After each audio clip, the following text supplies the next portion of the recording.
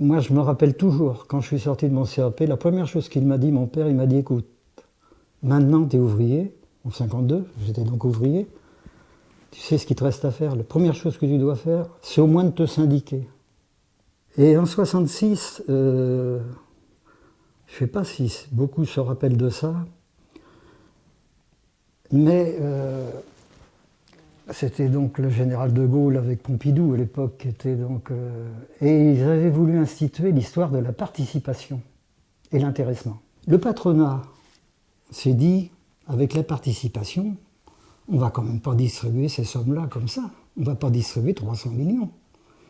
Et ils ont créé en 66 quelque chose, et qui a dû se passer à bien d'autres endroits et dans bien des entreprises. Ils ont créé une société financière. Et cette société financière, avant c'était les anciens établissements Joseph Paris, et du jour au lendemain, ça passe établissement Paris. Et la société financière devenait propriétaire des bâtiments, du parc, à ferraille, etc.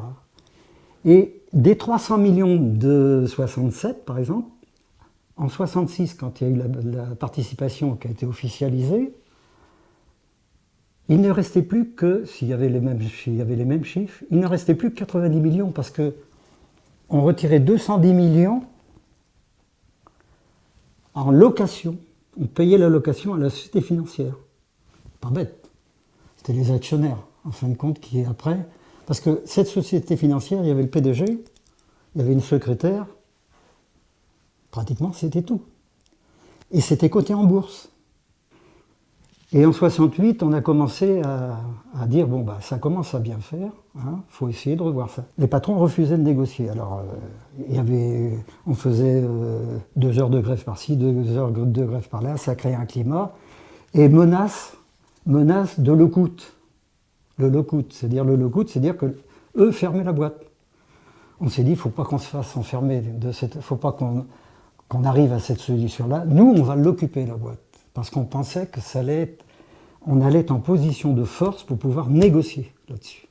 Et malheureusement, à ce moment-là, est venu, je dirais, aider le patronat de chez Paris, tout le patronat nantais, parce qu'ils se sont dit, ils sont en train d'enclencher une mécanique là, et alors petit à petit, à l'intérieur de l'entreprise, le milieu cadre nous a abandonnés.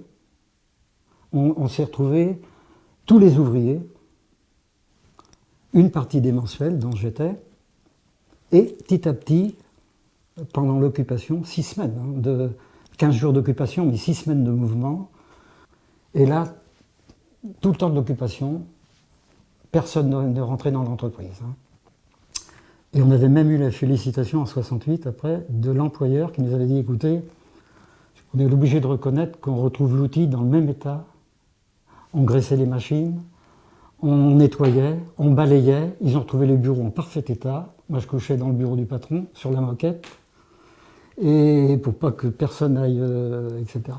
Jusqu'en 72-73, on pouvait avoir des rapports de force dans les négociations. Moi, j'ai négocié au niveau des conventions collectives, j'ai participé à la négociation de conventions collectives.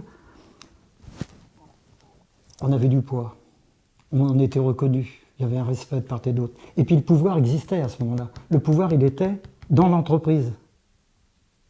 C'est-à-dire qu'on pouvait aller frapper chez le patron,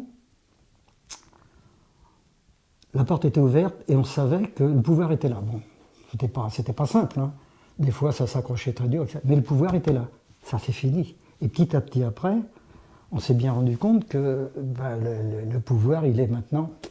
On ne sait pas où il est, le pouvoir dans les entreprises. Vous avez une entreprise qui est là aujourd'hui, et puis le pouvoir, il est à l'autre bout du monde.